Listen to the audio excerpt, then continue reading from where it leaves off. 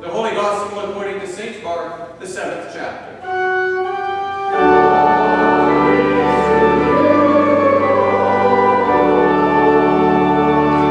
Now Jesus set out and went away to the region of Tyre, and he entered a house and did not want anyone to know he was there. Yet he could not escape notice. For a woman whose little daughter had an unclean spirit immediately heard about him, and she came and bowed down at his feet. Now the woman was a Gentile, Syrophoenician origin. She begged him to cast the demon out of her daughter. Jesus said to her, "Let the children be fed first. For it is not fair to take the children's food and throw it to the dogs." She answered him, "Yea, sir, even the dogs under the table eat the children's crumbs." Then he said to her, "Say that you may go. The demon has left your daughter." So she went home, found the child lying on the bed, and the demon gone. Then Jesus returned from the region of Tyre and went by way of Sidon towards the Sea of Galilee in the region of the Decapolis. And they brought to him a deaf man who had an impediment in his speech, and they begged him to lay his hands on him. Jesus took him aside in private away from the crowd, put his fingers into his ears. He spat and touched his tongue, and looking up to heaven, he sighed and he said to him, "Ephphatha," that is, "be opened." And immediately his ears were opened and his tongue was released, and he spoke plainly. Jesus ordered them to tell no one, but the more he ordered them, the more zealously they proclaimed it. And they were astonished beyond all measure, saying, "He has done everything well. He even makes the deaf to hear and the mute to speak." The Gospel of the Lord.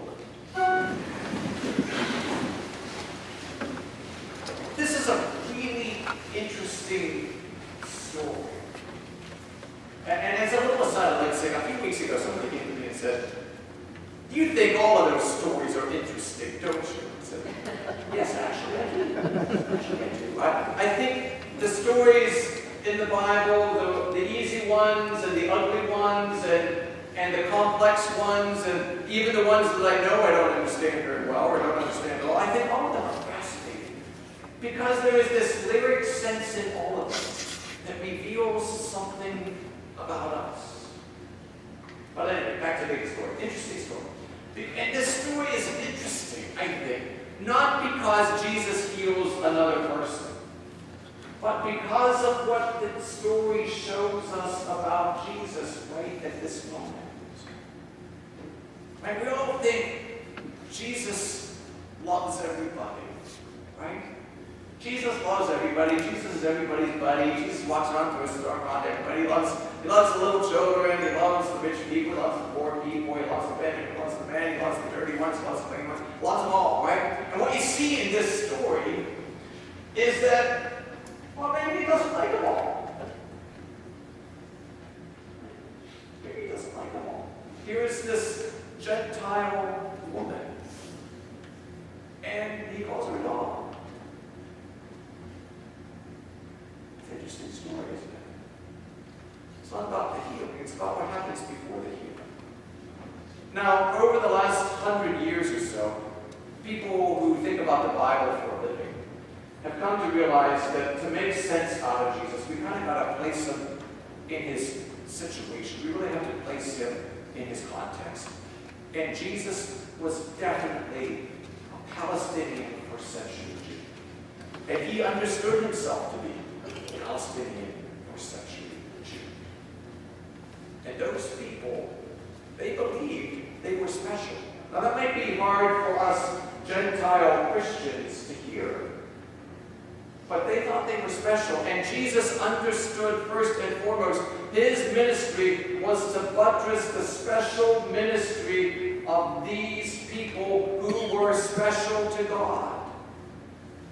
They understood that they were God's special people. For a couple of thousand years, they've been told by God they were special people. Now, we have to understand, right? When we say anybody is special, that means immediately we have an image in our mind, right? We know about people who think they're special. We know special people, don't we? And immediately we think, if somebody thinks they're special, what does that usually mean? Well, it means you get to go to the front of the line without waiting in the back. It means that you get the best things at the table. It means you get priority over everybody else. Right? In our mind, we think being special means getting to the top. Correct? If you're special, that means you don't have to wait like anybody else. St. James talked a little bit about that there in that letter. Right? He's telling these people they think certain people are special because they have more money. That's the way we think. In fact, some of Jesus' own contemporaries, they thought that way too. They thought they were special in that way. But what is clear when you read through the Old Testament and you begin reading the story of Jesus is that God clearly had a different understanding of what being special meant. And Jesus clearly had a different understanding of what it meant to be God's special people. And to put it briefly, being God's special people meant that they were tasked with the obligation of showing the world what it meant to live in the way God thought a human being should live. They were special because they were tasked with living lives that God thought reflected what a true human being was supposed to live. And they were supposed to live in community with each other in the way God imagined human beings were supposed to live. That's why they were special. You see? It wasn't about getting bonuses. It was about living in a very particular way. And if you read the stories, most people who live that way don't get rich. And if you read the stories through the Old Testament, most people who live that way, they don't get to stand at the front of the line with everybody else.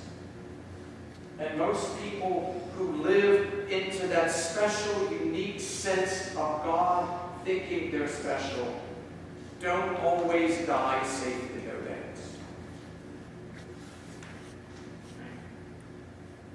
So, in some ways you can see this story, and when this woman comes to Jesus and asks him to drive out the demon from her daughter, in many ways he's asking her, if you want to be to do that, you have to sign on with being special like the rest of these people. And there are moments, we all know, it just might be better to live with the demon you got than the demon you don't got. We all want to be special, right? We all want to think that if we come to church and we do God's things, right, we're going to be special. That means we get to go to heaven when we die. That means our life works out pretty nice. When we get old, it means we have enough to retire on. It means our kids behave themselves. Please God, let them behave themselves. Right? It means that when we bring them here, we get them a little morals and they behave for the rest of their lives. Right? We think that we want to be God's special people. And yet what we see repeatedly is that being God's special people asks us to live lives that we couldn't have imagined on our own. To invest our lives in the world in ways that none of us would have really thought of on our own. To embrace an understanding of what it means to be human that somehow allows somebody else to get in line in front of us, that somehow allows us to consider the needs of other people who may not deserve to have us consider their needs. It means a willingness to somehow put the opportunities of somebody else in front of ourselves and imagine our lives as God would imagine them. That's an interesting idea. That the purposes that we're about here are not to get rich and not to get famous, but to get faithful.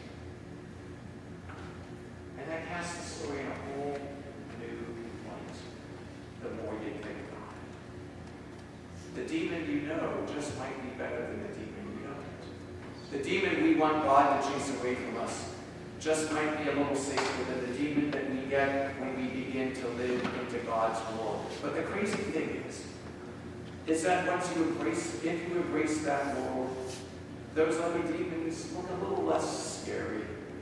And somehow God's world looks a little more inviting. I would hope for all of you as you leave this place and you go into the world, that you could, as God's Gentile children, understand that we have been invited with His original people to live in His special world. That by God's grace, in some way we can't even comprehend, we've been invited to be part of this special world, to model for the world, along with God's original people, a sense of what it truly means to be human, a sense of what it really looks like when people live in God's imagination human lives, in a human community, in a way that somehow transcends things we never thought possible. May God bless us as we leave this place to understand our lives as special in that way, to understand our lives as special in a way that makes no sense so often, but makes perfect sense. God's blessings to you in the journey that we take this week. God's blessings to you in the special uniqueness of His call to your life, to live in that uniqueness as witness to God's presence.